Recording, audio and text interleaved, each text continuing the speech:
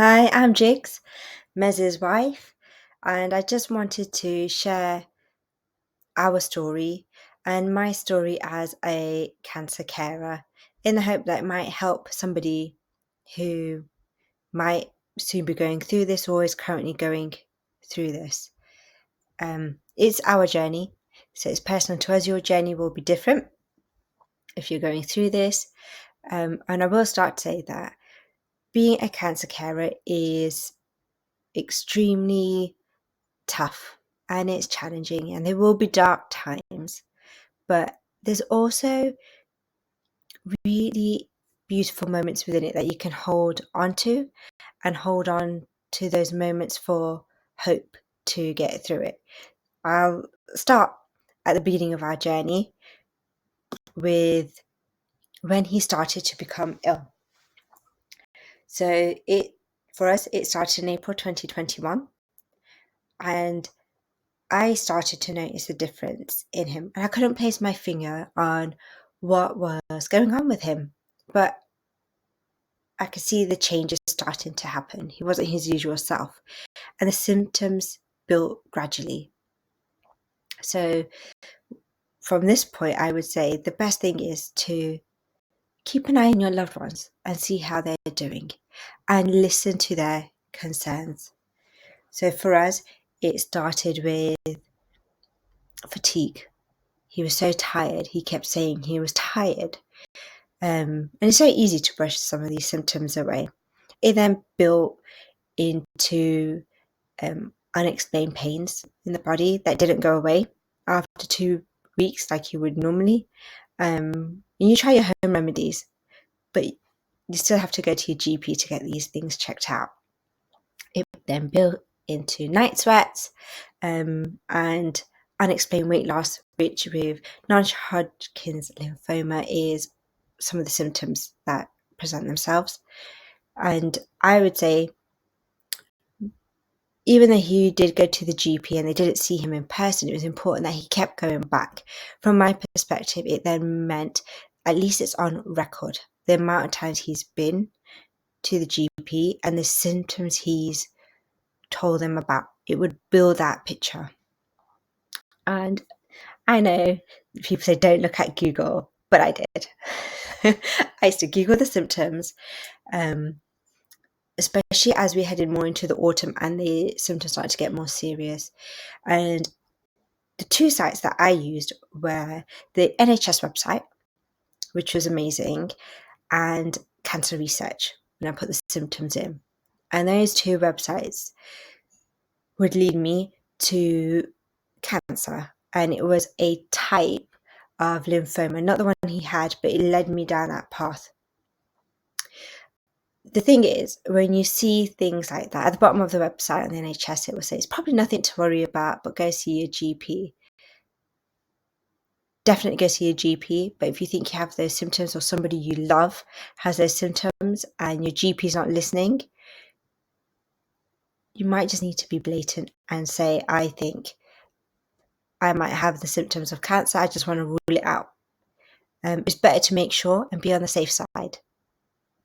Don't ever be afraid to talk to a GP or a medical professional about any of your concerns. But we had to really push and push. And they sent him down oncology route and checked for bowel cancer. And the fast track to bowel cancer, I have to say, was very fast. When that became a dead end, we were left in limbo, so we had to go back to the GP. And with your loved one, is keep pushing them. When you know something's not right, they need to go get that professional medical advice. And as you've seen in Mel's previous videos, we ended up having to go private. And then it went, for us, supersonic. It went so fast. The amount of blood tests that he had. And this time with the blood test, they also did checks under hematology and looked for inflammatory markers. And that's how they were able to find that he had something. And the tests were very thorough. As his partner, it was my job to support him through it and keep calm throughout it. or while we waited for the diagnosis.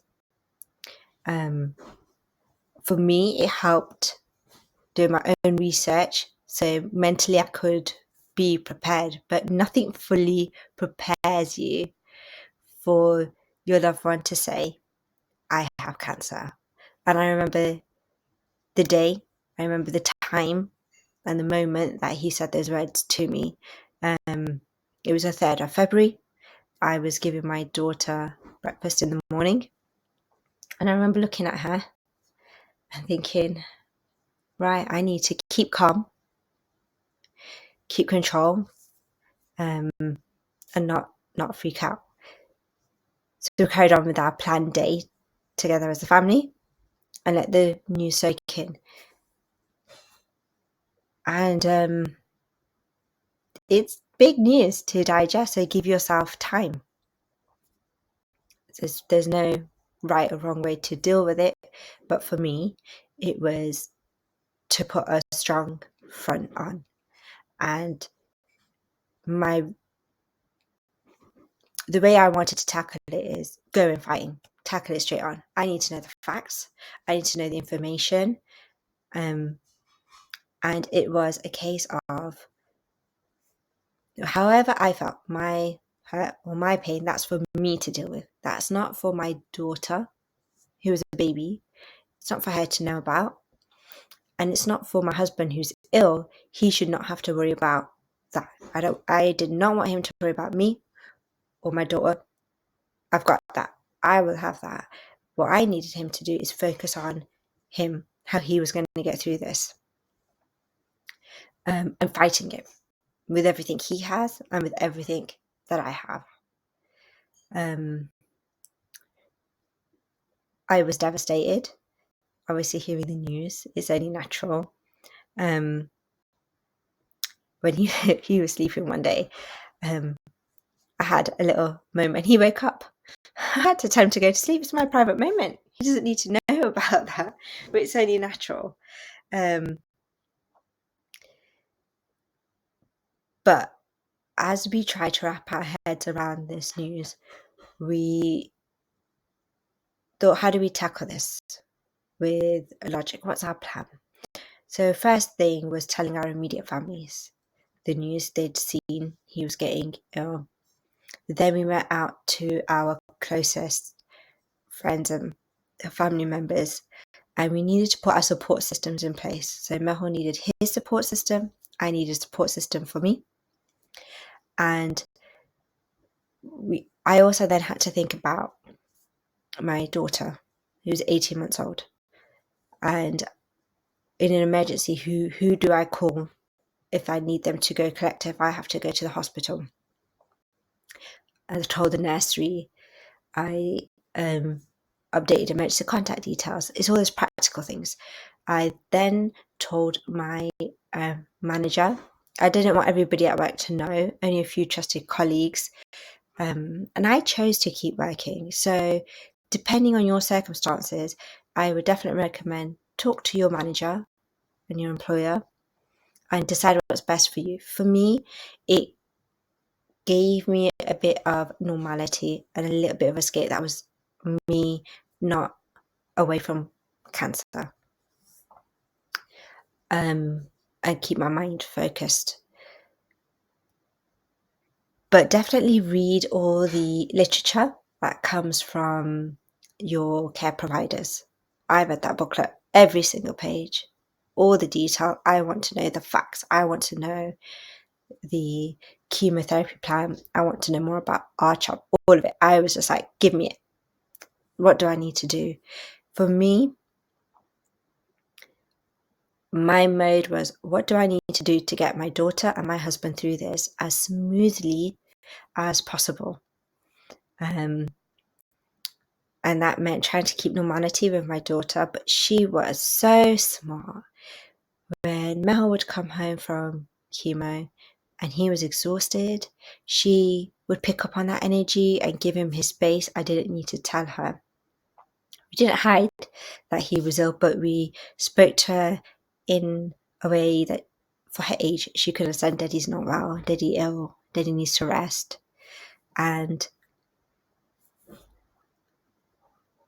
what happens during chemotherapy, depending on the chemo that you have. In Mel's case, he'd be exhausted the day of chemo, day after. A few days later, he would become neutroplegic, if I'm saying it correctly, and that's when his blood cell count comes down. And that's when we had to be really careful. And COVID was around then as well, and they become extremely vulnerable. So you have to be really careful with who you let into their circle to protect them.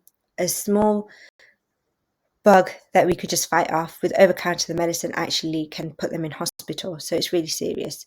I would say protect your boundaries, protect your space. For me, it was also about protecting his dignity. He has his right to privacy when he's not feeling the greatest. And this whole home is his. He's not confined to a bedroom. He's in the living room and he's resting. So he's with us. He's in the living room, living. And in the days towards the end of his cycles, when his energy picked up, that's when he would maybe meet up with friends just for a couple of hours, or I would then go out with my trusted circle and get a couple of hours of respite just to have that little breakaway, which helps. Absolutely, it helps. So don't feel guilty about taking time out for yourself. I would say, going back to the point about boundaries and having those and protecting those boundaries you have, it's so important. You need to help take off any stress from them. No drama, no stress, no nothing. No, whatever I could remove, take it away. Don't invite chaos or drama. It doesn't help. What you need is calm. I wanted to create a loving, enriching environment where he felt safe, where he could just, if he didn't feel good, just relax. It's fine. Just rest. That's the most important thing. And when he was down and he felt like he was being a burden, he never was.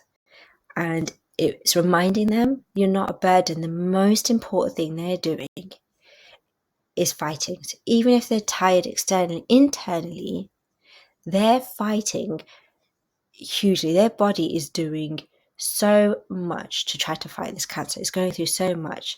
So for me, I was like, you need to rest. Just rest and don't feel guilty. Sit, relax. But the times so in a day, he might have 1 or 2 hours of energy max. And in that time is when I wanted him to spend it on, watch Netflix if you want, or spend time with our daughter. He's missing out on so much. So even if it was maybe read a bedtime story or enough energy just to give her a cuddle, it's so important.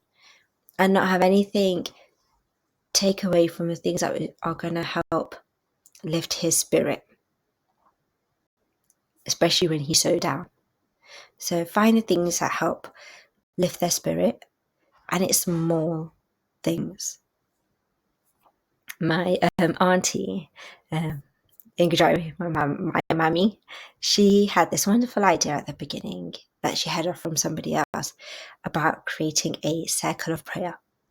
So all our family members were invited, if they wanted to do a prayer for Mehul, and it's to create a circle of protection around him and to lift the vibration and send positive energy. And although my faith was very tested, I still really felt the love from that. For everybody's prayers, I thank you. They all matter. They all counted. And I think it's such a sweet way to show somebody you love them. And it helped me feel lifted knowing there's all these people praying for him. Especially when you're going through such a dark time. You need that positivity around you. And the love from your support system is massive. people used to try to help and reach out to us in so many different ways, and I have to say I really appreciate it. So if you know someone who's going through cancer, do reach out to them, whether it's regular calls and updates, sending care packages or gifts of foods or dropping food around. In their darkest moment, and when you feel alone, those are the things you will look back on and think, no, there's people out there that are willing us through this, and you really do feel that energy, and it all makes a difference. None of it is in vain. And when you go through this, keep the focus on what this is. This is, for us, a fight for his life.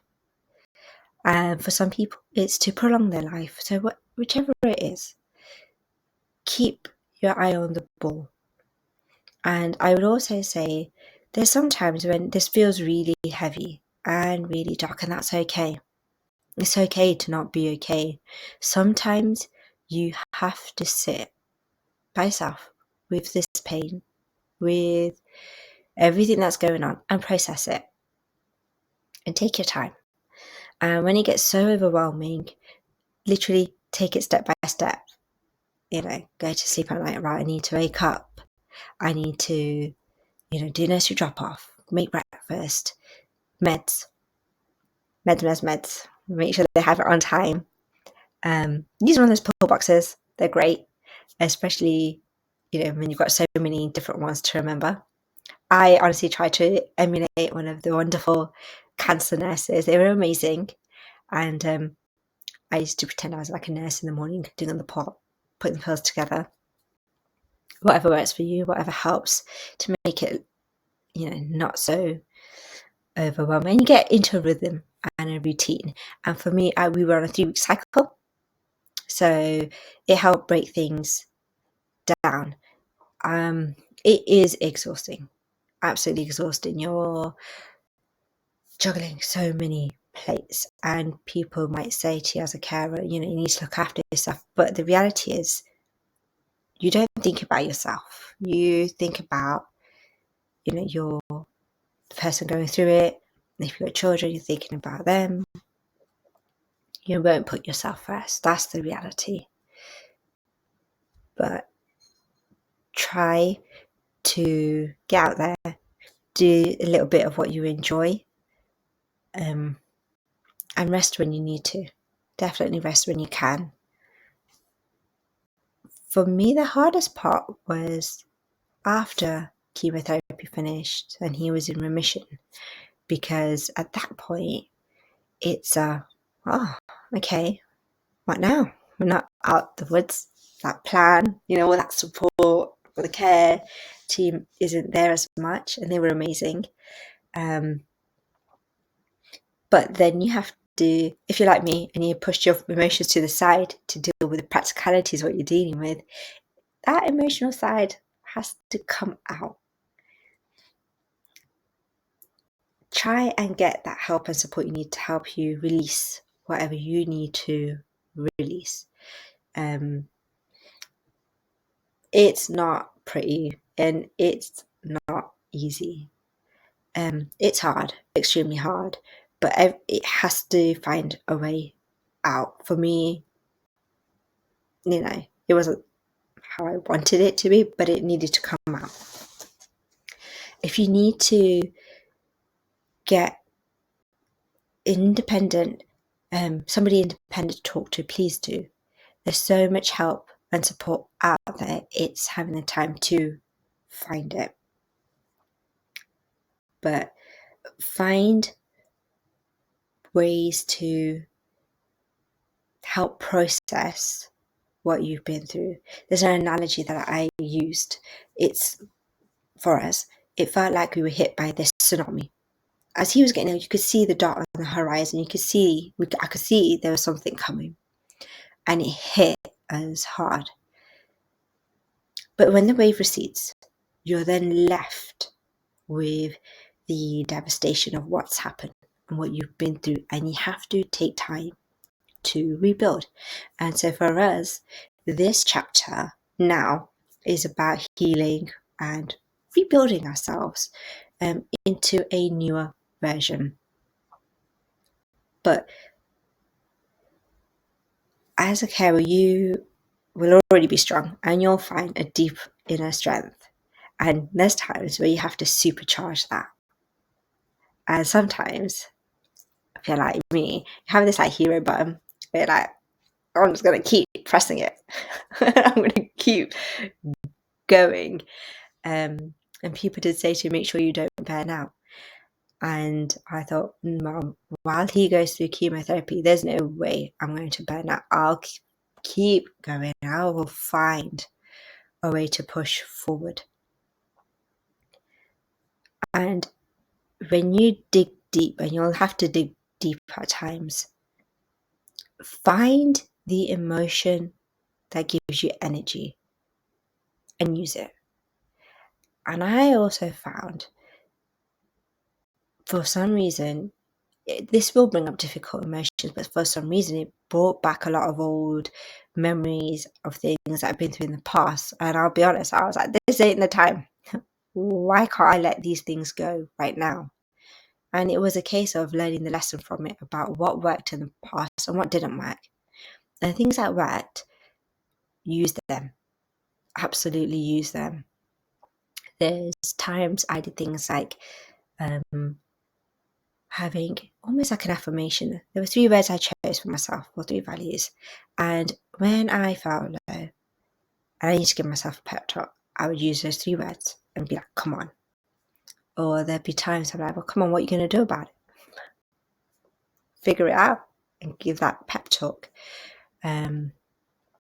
If, like me, you find it difficult to let emotion out, I would say find some songs that you connect with that can help release that little bit of emotion as you're going through it, just to take the edge off.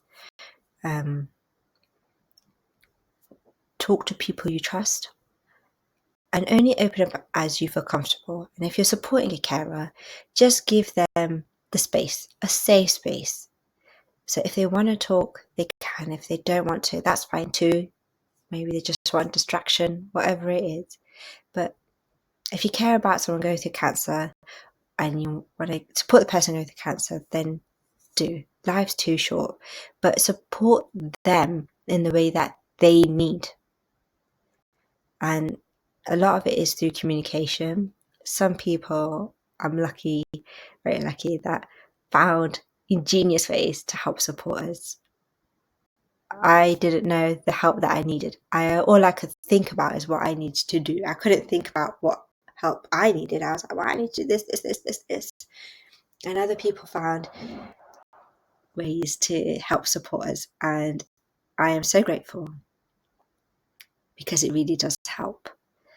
And through this, you will find your support system, and then you will find people show up and they want to be there for you, and they show it in different ways. So if you want, let them in.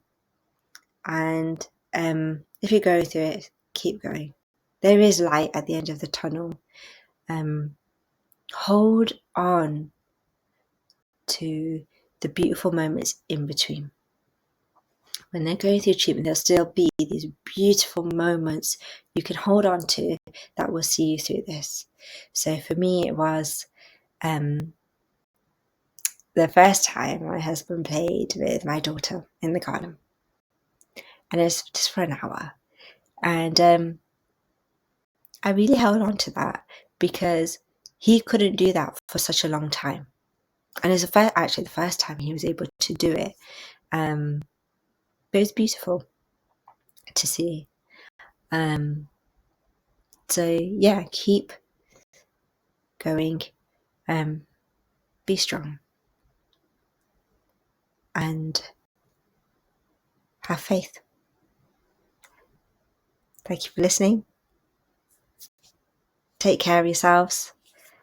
Bye-bye.